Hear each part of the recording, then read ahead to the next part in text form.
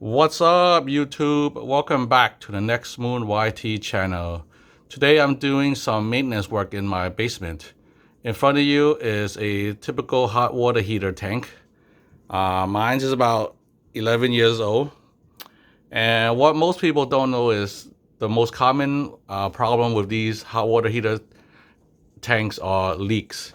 Their leaks develop internally. So you'll see most likely rust developing inside the tank and in the inside, so you won't be able to see it on the outside. And that's because these tanks are made of metal. So today I'm going to show you a way on how to double the lifespan of your hot water heater tank. So that's going to save you lots of money because you won't need to have someone come in here and change out your hot water heater, and to pay for the labor to take away and install the hot water heater tank. Okay, so stay tuned. So most common problems with these hot water heaters are rusting from the inside. So from the outside, you can never tell that it's rusting. Most rust will happen on the bottom of the tank in the inside. And that's because the tanks are made of metal. And metal will rust when it's in contact with water. So inside these tanks, there's a lot of water. So what keeps your tank from rusting in the inside is an anode rod. So inside each and every hot water heater, there's a rod called an anode rod. This looks something like this. Some of them are one long stick. Others are segmented like this, like a nunchuck style. So the length of these sticks will vary. They're hung vertically inside each tank from top to bottom. So they take up about 2/3 of the space, the vertical space, all the way up to maybe 3/4 of the tank height. So you can get one of these off of eBay, or you can get one of it off of Amazon. I got mine from Amazon, and I had the segmented nunchuck style. So the black plastic cap is the one that will screw onto the top of your tank, and the rest will just hang from the top downwards. Okay. And also one advantage of using the nunchuck style, like the one I have here, is because my ceiling height over my hot water heater area is very tight. So if I had a long stick type of rod, I would not be able to slip it into the hole without any trouble. So I've chosen the nunchuck style. So here's the brand I've purchased. You don't have to get this exact brand. I got mine from Amazon.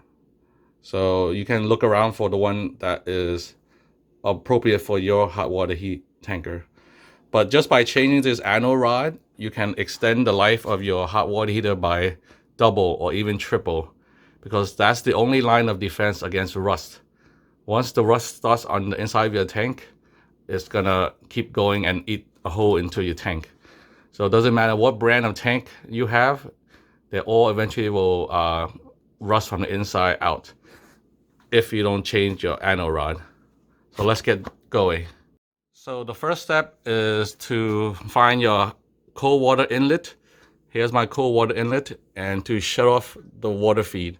So my cold water inlet is represented by a blue color. The red color is the hot water going out, feeding into my sink and tubs and whatnot. So you can identify it and shut off the cold water intake into the tank. The next step is to shut off the control. You can either put it on vacation mode if you have such a setting on your hot water heater, or you can put it off, or pilot. At worst case, you can put it to off.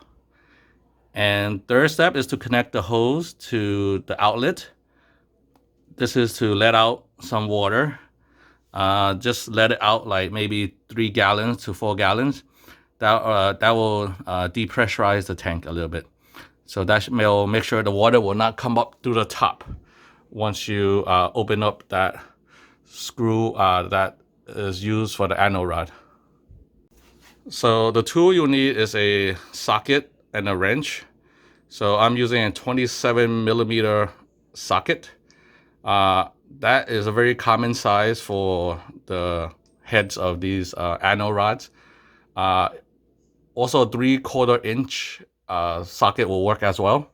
Those are the most common size. You may have to try and see which one will fit yours, but the most common one is around 27mm or 3/4 of an inch. So the next step is to locate where the anode rod head is. So my tank has 2 openings. You see one here and one over there. So this one is not the one. This one is the top of the anode rod. And you can tell because there's a bolt looking head on top. And what you do is just simply put your socket in there and wrench it off. Okay, so I'm gonna do that. You see water coming in on top of mine because I've already loosened it. And there's a little spillage. So now I'm gonna take out the anode rod.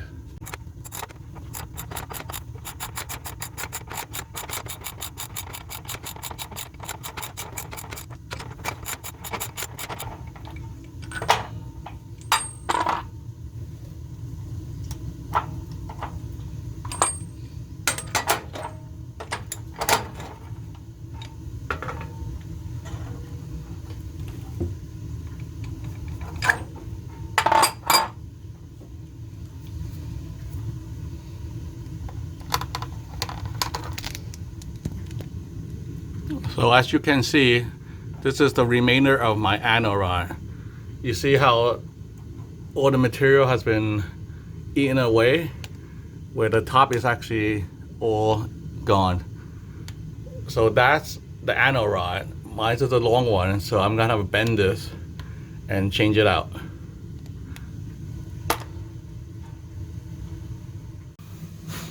So here's a comparison of the new and the old. So here we have the old one. As you can see, it's all chewed up and it's actually broken at the end. And this is the new rod over here, right? So you can see the difference. So let's put in the new anode rod.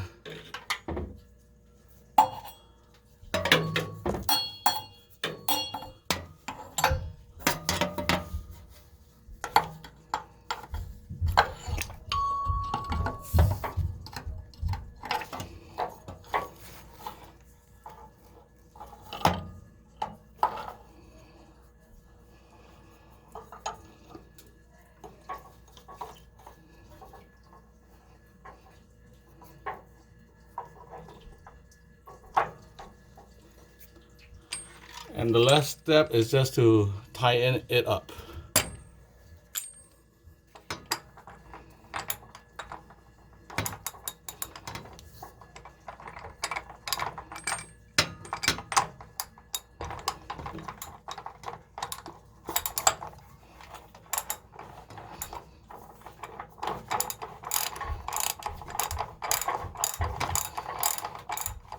And there you have it. So the last step is to turn back on your cold water feed. Disconnect your hose and turn back on your hot water control to whatever temperature you like. And just by doing this, you can double or even triple the life of your tank. Okay, so just change out your anode rod and you'll be doing your hot water heater a favor and your wallet a favor. So if you like this video, give it a thumbs up, share it with your friends, and make sure you subscribe for more videos. Well, I'm going to try to save you some money and show you some cool stuff. I'll see you on the next video.